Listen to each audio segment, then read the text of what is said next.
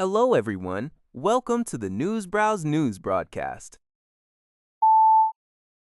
OpenAI has proposed handing a 5% ownership stake to the U.S. government to ease mounting political pressure in Washington, according to a report from the Financial Times cited by CNBC.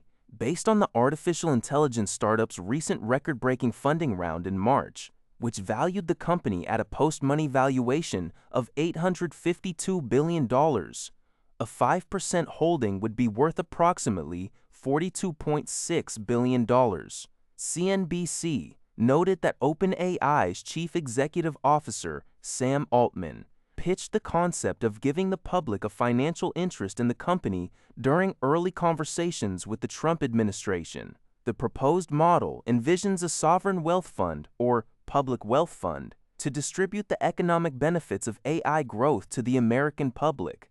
The initiative could potentially extend to other major U.S. AI developers, including Anthropic, Google, and Meta, though it is unclear if those companies would agree or if the administration will pursue the stake. President Trump has previously favored the idea of the government taking ownership in AI giants, describing it as a beautiful thing that would make the American public partners in the revolution.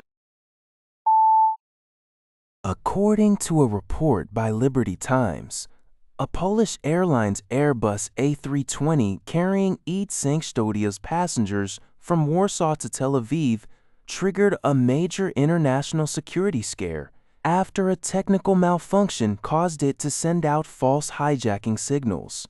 The aircraft's transponder mistakenly broadcasted the international emergency code 7500, which indicates a hijacking or unlawful interference, on two separate occasions. First upon entering Bulgarian airspace, and again after leaving Turkish airspace. In response to the high alert signals, fighter jets from 3 different countries scrambled into action. Bulgaria deployed a MiG-29, Turkey scrambled 2 F-16s to escort the flight, and Israel sent 2 of its own fighter jets. Due to the unresolved alert status as the plane neared Israel, authorities denied the aircraft permission to land. Escorted by military jets, the Airbus A320 was diverted and safely landed at Burgas Airport in Bulgaria.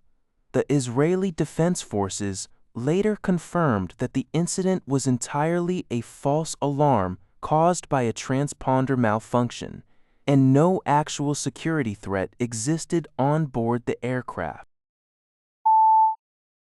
According to NHK, inflation in the Eurozone cooled in June as global energy prices began to stabilize. The Statistics Office of the European Union reported that the Consumer Price Index for the 21-nation bloc rose 2.8% from a year earlier, representing a 0.4 percentage point decline from May.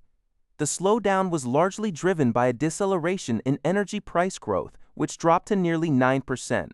Prices for services, food, alcohol, and tobacco also increased at a slower pace than the previous month. Inflation eased in Germany, the region's largest economy, to 2.4%, with similar cooling trends observed in France and Italy. This moderation follows a move by the European Central Bank last month to raise its key interest rate for the first time in nearly 3 years, a decision prompted by the global oil shock. However, with inflation still remaining above the central bank's target of 2%, market observers speculate that policymakers may implement another interest rate hike later this year. According to NHK, the death toll in Venezuela has surpassed 2,000 1 week after massive magnitude 7 earthquake struck the country on June 24th. National Assembly President Jorge Rodriguez announced on Wednesday that the number of deaths had reached 2,295. In response to the disaster, the Venezuelan government has declared a 7-day period of national mourning starting Wednesday. Rescue operations remain underway as local and international teams search for those trapped under collapsed buildings. Amid the devastation, a miracle was reported in La Guaira, one of the hardest-hit areas where Jordanian rescue workers pulled a 3-year-old boy alive from the rubble after being trapped for 6 days. Despite these survival stories, challenges mount for the survivors. A United Nations agency warns of growing shortages of food and water, highlighting the urgent need to secure food supplies and establish shelters for those affected by the disaster.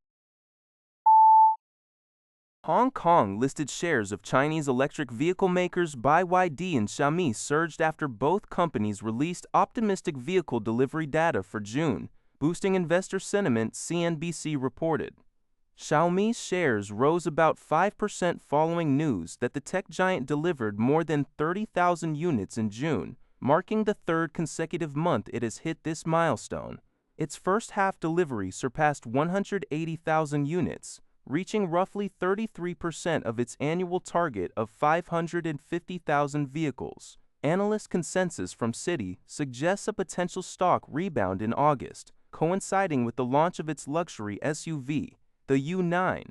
Meanwhile, BYD's shares jumped approximately 9% after the company posted June sales of 403,502 vehicles, a 5.46% increase compared to the same period last year. Deutsche Bank projected a strong performance for the automotive giant, forecasting a 58% quarter-on-quarter increase in second-quarter sales volume to 1.1 million units. Deutsche Bank expects BYD's quarterly net profit to rise 145% sequentially to 10 billion yuan. The strong performance highlights the growing momentum in China's EV market despite global macroeconomic challenges. That's all for this video. Thank you for watching. See you in the next video.